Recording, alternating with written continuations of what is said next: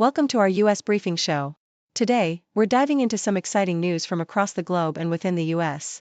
First up, President Joe Biden is kicking off a major fundraising campaign to build his presidential library in Delaware. This library will not only house his presidential records but also serve as a hub for public programs and research, emphasizing the importance of securing funds to make it all happen. Next, in international news, Russia and China are deepening their strategic partnership, especially in the Arctic. They're planning to boost cooperation on energy projects like the Power of Siberia 2 pipeline, AI collaborations, and even mutual visa-free travel. This alliance marks a significant shift in regional influence amid ongoing geopolitical tensions, with both countries focusing on energy, technology, and military collaborations. Finally, back in the US, former President Donald Trump is reportedly using his power in new ways. He's been strategically weaponizing government agencies against critics and opponents, firing federal employees, revoking security clearances, and even pursuing legal actions. His supporters see this as a necessary fight, but critics worry about the erosion of norms and the rise of a more authoritarian style of governance. Please continue to stay tuned for more detailed stories on these topics and more.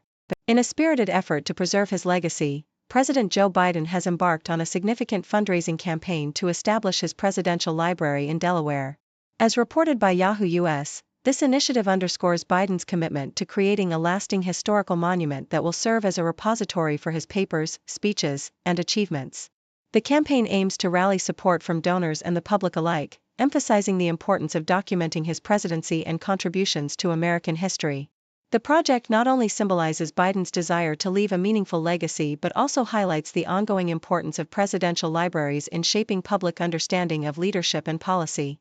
CBS News highlights Biden's active engagement in this endeavor, describing how he is personally involved in rallying support and emphasizing the significance of the library for future generations. The effort reflects a broader tradition among presidents to cement their impact through these institutions, which often become educational and cultural landmarks. Biden's push for fundraising is a strategic move to ensure the project's success, demonstrating his dedication to preserving his time in office and fostering a historical record that can inspire and inform future leaders and citizens. The library's location in Delaware, Biden's home state, adds a personal touch to the initiative, symbolizing his roots and long-standing connection to the region. The South China Morning Post vividly depicts Russia's strategic ambitions in the Arctic, emphasizing its deepening partnership with China. At the Eastern Economic Forum in Vladivostok, Russian President Vladimir Putin discussed trilateral cooperation in the Arctic, hinting at a potential third partner, and highlighted mutual interests in energy, gas, and oil sectors. China, meanwhile, expressed readiness to collaborate on artificial intelligence, with officials indicating a consensus between Beijing and Moscow to leverage AI for regional and technological advancements. Putin's mention of the Power of Siberia 2 pipeline, a project designed to export Siberian natural gas to China, underscores Russia's intent to diversify energy routes and reduce reliance on Western markets amidst sanctions. The forum also spotlighted efforts to establish joint institutions and laboratories to bolster Russian-Chinese AI initiatives, aiming to maintain technological independence from Western powers.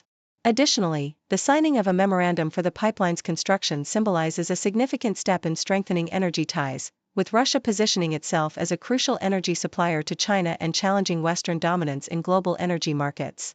Associated Press provides a stark portrayal of Donald Trump's aggressive use of government power in his second term, illustrating a relentless campaign to weaponize federal institutions against perceived enemies and political opponents. Trump's actions, from mobilizing federal agents across Washington under rarely used laws to revoking security clearances and federal research funds, exemplify his strategic manipulation of executive authority. His efforts extend to targeting media organizations, law firms, and university officials, often justified as wielding power for the national interest, but clearly driven by personal and political motives. Trump's narrative of victimization, claiming that he is fighting a weaponized government, fuels his base's support for his expansive and often unorthodox approach to power. His rhetoric and actions reflect a willingness to bypass constitutional norms and traditional checks, with a focus on consolidating control and retaliating against critics, all while framing his efforts as a defense of American sovereignty. As he campaigns for 2024, Trump continues to blur the lines between legitimate governance and authoritarian tactics, promising to leverage the state's power to serve his political ambitions. The South China Morning Post vividly recounts the tense diplomatic standoff following a massive U.S. immigration raid at a Hyundai motor battery factory in Georgia, where over 300 South Korean workers were detained. President Lee Jae-myung's government responded with urgency, establishing a specialized team to address the crisis and expressing deep concern over the incident. The raid, part of Donald Trump's broader crackdown on illegal immigration, was described by Homeland Security officials as a carefully planned criminal investigation rather than a typical enforcement operation. The incident not only strained U.S.-South Korea relations, already tense over trade disagreements and investment commitments, but also highlighted the complex issues faced by Korean companies and workers in the United States, with Hyundai and LG Energy Solution affected by the detentions. Seoul's government, feeling the weight of its economic and diplomatic ties, pledged support for its citizens, emphasizing the broader implications of the enforcement action amid ongoing debates over immigration policies and international investment.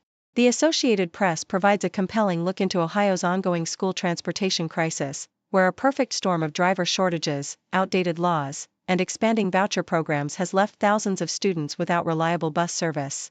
Amid disputes over the costs and logistics of transporting private and charter school students, funded by public dollars, districts like Dayton have resorted to innovative solutions such as issuing transit passes, while some have canceled high school bus routes altogether. The situation is further complicated by the state's requirement that districts provide transportation to private school students using public funds, often at a significant financial burden. District leaders criticize the rigid regulations, arguing they are outdated and unsustainable, while advocates say the system unfairly strains public resources and jeopardizes student safety. The debate continues as lawmakers consider reforms to modernize transportation laws and alleviate the financial and logistical pressures faced by districts, with the hope of creating a more equitable and efficient system. The Associated Press also shares a heartwarming story of love, adventure, and preservation centered around Shankweiler's Drive-In Theater in Pennsylvania, the world's oldest operating drive-in. Lauren McChesney and Matt McClanahan's romance blossomed amid their shared passion for classic cinemas, culminating in their purchase of the historic 1934 theater when it was threatened by development. Inspired by a cross-country road trip that explored both thriving and abandoned drive-ins, the couple was driven by a desire to save a piece of American cultural history.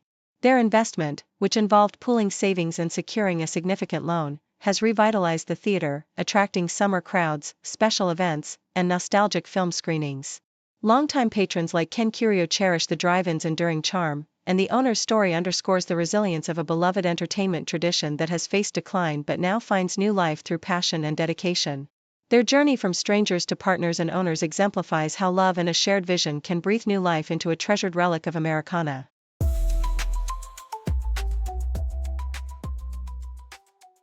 Associated Press reports that Nigel Farage's Reform UK is experiencing a surge in popularity, reminiscent of Donald Trump's political strategy, emphasizing national crisis themes like immigration, crime, and green energy targets to rally support. Despite only holding 4 seats in Parliament, Reform leads opinion polls and has gained control of local authorities, positioning itself as a major right-wing force aiming to replace Labour and Conservatives. Farage's provocative stance on migrants, including calls for deportations and accusations of invasion, has fueled controversy and violence, while his skepticism of climate goals and past praise for Putin complicate his appeal. His recent testimony in Washington criticizing UK free speech laws drew praise from Republicans but condemnation from Democrats, highlighting the polarized perception of his rhetoric.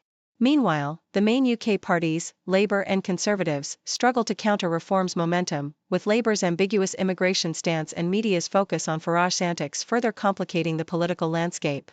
Farage predicts a potential general election in 2027, emphasizing readiness for the challenge ahead amidst a climate of political volatility. Thank you for tuning in. The content above showcases the latest briefing reports and analytical synopses, thoughtfully curated by the 6Do team. These insights stem from a wide array of reputable media outlets, think tanks, government sources, and specialized experts worldwide. We encourage you to explore these sources for a comprehensive perspective. Keep in mind that while the content may not always align with the official standpoint of 6Do Brief, it's not meant to be taken as absolute directives for decision-making.